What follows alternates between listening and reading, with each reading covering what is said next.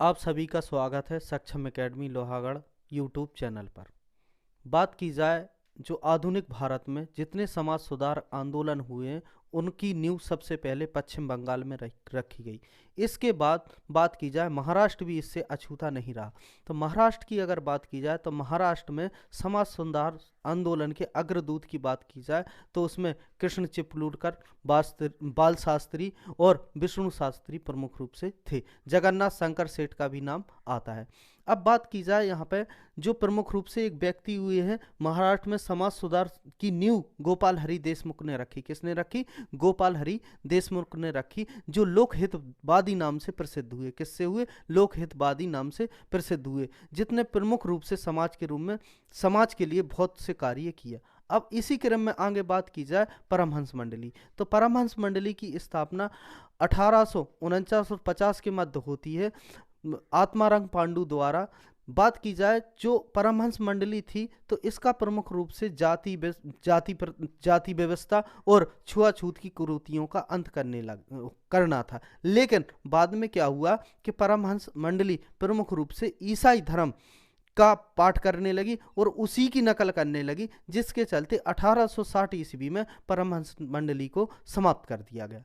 अब इसी क्रम में बात की जाए आगे तो प्रार्थना समाज से ज़्यादातर बहुत क्वेश्चन आते हैं कि इसकी स्थापना किसने की। तो प्रार्थना समाज की भी स्थापना आत्माराम पांडुरंग ने की थी, लेकिन 2 साल बाद 1869 ईस्वी में इसमें अगर बात की जाए तो एक व्यक्ति हुए हैं जिनका नाम महादेव गोविंद रनाडे, वो आते हैं और प्रार्थना समाज को प्रसिद्धि दिलाने का कार्य करते हैं। अगर प्रमुख रूप से बात की जाए कि उस टाइम जो प्रार्थना समाज को प्रसिद्धि मिली थी जिसका प्रमुख योगदान जो व्यक्ति थे वो थे महादेव गोविंद रनाडे। अब महादेव गोविंद रनाडे ने महिलाओं के लिए बहुत से कार्य किए, जिसमें बात की जाए अगर दक्खन एजुकेशन सोसाइटी की स्थापना भी करते हैं और पूना में विडो रीमैरिज होम की स्थापना भी करते हैं। इसी क्रम में एक व्यक्ति का नाम आता है जो काफी प्रसिद्ध रही उस टाइम में, जो महाराष्ट्र की बहुत प्रतिभाशाली महिला थी, पंडिता रमाबाई।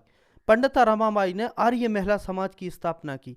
देखो एग्जाम के पॉइंट ऑफ व्यू से देखा जाए तो एग्जाम में बच्चे को पता है कि आर्य समाज की स्थापना 1875 ईस्वी में मूल शंकर यानी दयानंद सरस्वती ने की थी, लेकिन बहुत कम बच्चों को पता होता है कि आर्य महिला समाज की स्थापना पंडिता रमाबाई ने की थी। अब इसी क्रम में आगे बात की जाए तो एक व्यक्ति बहुत हुए हैं जिनने विधवा महिलाओं के लिए बहुत से उनके उत्थान के लिए बहुत से कार्य किए, जिनका प्रमुख नाम आता है डी के करबे की बात की जाए तो इन्होंने विडो होम की स्थापना की। इसमें क्या था, जो विधवाएं महिलाएं थीं उनको शिक्षिका और नर्स बनाकर उनके जीवन का उत्थान करना था, जिससे वो अपना जीवन यापन अच्छे से किया जा सके, क्योंकि सती प्रथा का तो अंत हो गया था।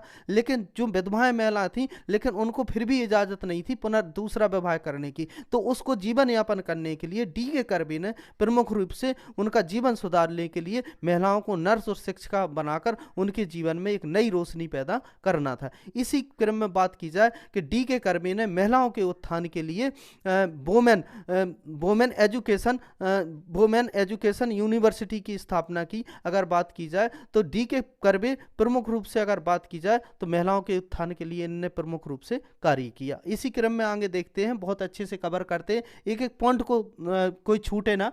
महाराष्ट्र में धर्म सुधार आंदोलन के अग्रदूत जगन्नाथ शंकर सेठ थे, विष्णु शास्त्री, बाल शास्त्री, कृष्ण चिपलूणकर, ये नाम याद रखिएगा आप लोग। बात की जाए आगे, बाल शास्त्री ने 1837 ईस्वी में बंबई दर्पण, 1840 ईस्वी में दिग्दर्शन नामक पत्र निकाला। पूछ लेते हैं, ज़्यादा अगर गहराई से क्वेश्चन पूछा जाए तो पूछ लेते हैं कि बंबई दर्पण और दिग्दर्शन किसने निकाला, तो बाल शास्त्री ने निकाला। ये बात आप लोग अच्छे से याद रखिएगा।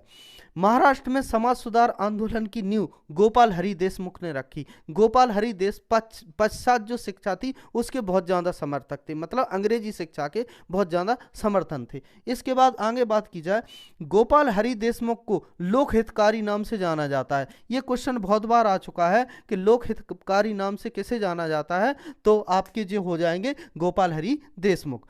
गोपाल हरि देशमुख प्रार्थना समाज, आर्य समाज और थियोसोफिकल सोसाइटी से भी जुड़े थे। अगर थियोसोफिकल सोसाइटी की बात की जाए तो इसकी स्थापना कर्नल ओलाट और मैडम ब्लॉक बस्ती ने की थी। आगे पढ़ाएंगे, कोई भी एग्जाम में कोई भी पॉइंट छूटेगा नहीं, जहां से भी क्वेश्चन आएगा आपका एक क्वेश्चन भी बाहर नहीं जाएगा। आगे बात की जाए, गोपाल हरि देशमुख ने जाति भेद नामक पुस्तक भी लिखी। क्वेश्चन पूछ लेते हैं कि जाति भेद नामक पुस्तक किसने लिखी, तो गोपाल हरि देशमुख ने। आइए उसी क्रम में आगे देखते हैं जो परमहंस मंडली की स्थापना किसने की और कैसे हुई, उसी को एक एक से जानेंगे और अच्छे से समझेंगे।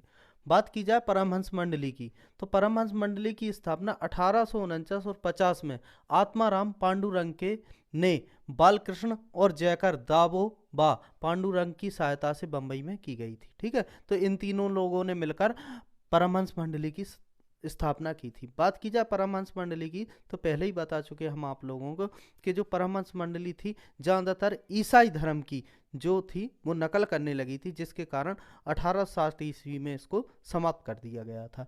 तो परमहंस मंडली को 1860 ईस्वी में समाप्त कर दिया गया। अब बात की जाएगी प्रार्थना समाज की, तो प्रार्थना समाज की स्थापना 1867 ईस्वी में बम्बई में आत्माराम पांडुरंग द्वारा की जाती है। किसके द्वारा की जाती है? आत्माराम पांडुरंग द्वारा की जाती है। लेकिन 2 साल बाद इसमें एक व्यक्ति आते हैं महादेव गोविंद रनाडे और प्रार्थना समाज को प्रसिद्धि दिलाते हैं। तो बात की जाए प्रार्थना समाज की प्रसिद्धि दिलाने का श्रेय महादेव गोविंद रनाडे को जाता है। महादेव गोविंद रनाडे ने 1884 ईस्वी में दक्खन एजुकेशन सोसाइटी की स्थापना की थी। तो ये बात याद रखिएगा कि दक्खन एजुकेशन सोसाइटी की स्थापना किसने की थी, तो महादेव गोविंद रनाडे होंगे आपके।